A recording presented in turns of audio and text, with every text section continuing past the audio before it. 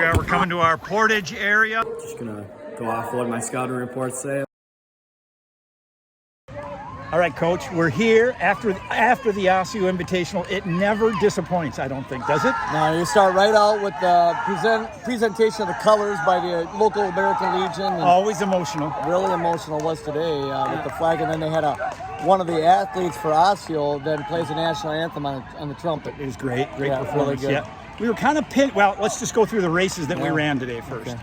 We had first was this. We went C, JV, and then varsity. Yeah, so in the C race, Clayton Bill won it. Yep. I don't know his official time. This is on MTech. It's not up yet. We haven't gotten the results. Yeah, we're doing it right after this. So I think he was. I would say, from my vantage point, I'd give him maybe an 18, anywhere from 18-11, 18-20, somewhere in that. Yeah, somewhere in that. And he went from the get-go, didn't he? From the get-go, from the gun, and he actually, I think this is the 4th or 5th year in a row one that had an individual C runner, and he knew that. The guys were talking We've history. been talking, yeah. Not even we, the guys have been talking. Yeah. In fact, we brought up forward yesterday in practice the guys that had previously won it, and they all walked forward. Clayton Bill comes away with the victory, Yeah, but we at one point we were 1, 2, 3, 4. Yeah. I think we ended up 1, 4, 5. No, what was Well, it? Evan Bodette was right up there. He was our second guy. That's right. And he was second overall. He was second overall. Another freshman. So 2 ninth graders went 1, 2 in that. Yeah. And then there's a Maple Grove, I believe, was the third. Yeah. And then we got a 4 or 5 out of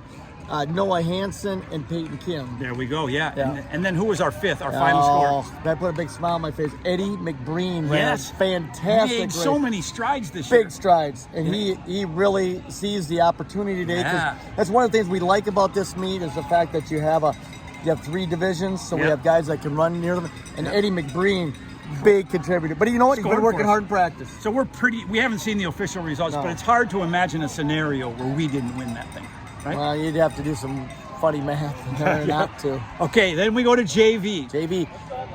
Again, we don't win that race. We were leading for a while. We were leading, but we had the big 3 up front. Maple Grove might have had a stud, like a varsity guy. I don't know. He had a guy in there that pulled away, but we went what? A couple of sophomores. 2, 3. Luke Sanborn and Elias Schroeder were 2, 3. Yeah. And then amongst our, Trent Nero ended up 7th because he passed. He was 10th with like a quarter to go. Yeah, less than that. Yeah. And then we also had, Christian Case ran really well. I think he was about 12th. Yep. And then... who are our 3rd and 4th guys then? And I would put on the spot here. Well, Cody Boyson was up there too Boyson, as well. Yep. We're missing one. This is unscripted. Zach Belvance was our 7th. I know that. Yeah. How are we missing there? Well, we'll figure it out later. Figure it out. We'll apologize. Darren will put it in. The intern, he'll get it corrected. Yep. And then we go to the varsity race. Nick Simons. So we win the JV, don't you think? I think we went, like I said, 2, 3, 5, 6, 5 7. in the top 12. You're gonna win. Do the math. You can't unless they go 1 through 5, which they didn't. Nick Simons might have had our fastest time of the day. I think he was just over 18 minutes, which is a big 5K PR for him. Yeah. You know, many of them know on the track he ran 2 flat last spring, so this is going to be cross country is kind of a necessary evil for him to get him ready for next spring. Now, we didn't win the varsity race, obviously. No. I heard some whispering that we were positioning to just run well in C and JV. Seemingly. Yeah. But we held out 15 guys. And 15 guys, you're right. Yeah, technically 16 because we had do the math on that. Yeah. So we had 16 guys. The 10 guys that ran at Griak. 10 Griak, and then a spattering of other guys for various reasons. Yep. And then that would have helped in JV or C. Yeah.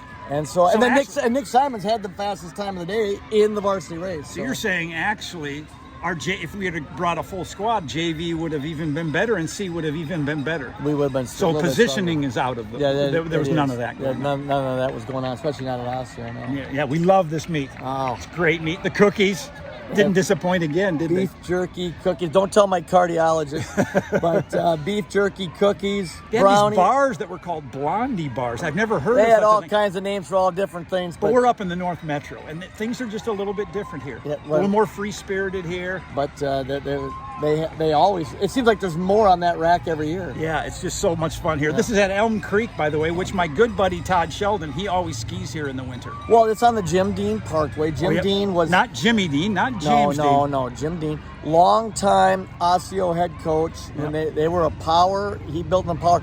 And then he's also was the mayor of Maple Grove. He's really the reason why this was built. The whole place. Okay, and that's why they call it Jim Dean Parkway. Yeah, and maybe... What did he coach?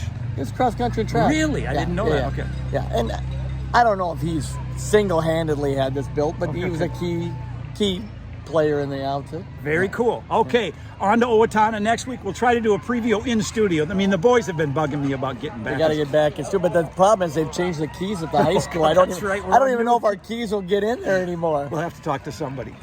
This is the only profession where they sometimes try to prevent you from doing your own job. We'll figure a way. Yeah, we'll do it. All right. See you later. Take care. We're here with Eli Duran, class of 2022, currently at St. Olaf, and will be running cross country this fall? I will be. That's great. And also did track? Yes. Perfect. Okay, can you give us your most memorable teammate from the Rosemount years in track and cross country? I could always remember Will Harder with his bananas at all the meets. At the meets, Yep, as a pre-race? I don't know if it was pre or post. I just remember he always had a banana with him. Okay, that's a great one. Thanks. All right, we're here with Ryan Mulrooney, class of 2023 at Georgetown now. Ryan had a great freshman year, ended up being a 148 800 meter runner his freshman year, was on 2 Big East Championship 4x8s, indoors and outdoors, and a placer in the 1500 outdoors. Yep. Very good. So we're asking everybody here their most memorable athlete from Rosemount cross country and track. Okay, so I think like the easy answer would be like the guys in my grade, because I was close with them and I like came up with them. But I think most memorable would be probably like Pronoff and Brennan, because like I started my junior year, so they were kind of guys that pushed me and motivated me to like kind of like see how good I could be at the sport, and like really like took me under their wing my first year on the team. So cool. I'd say those two guys. That's great. Yeah, because you did not do cross country your freshman year, right?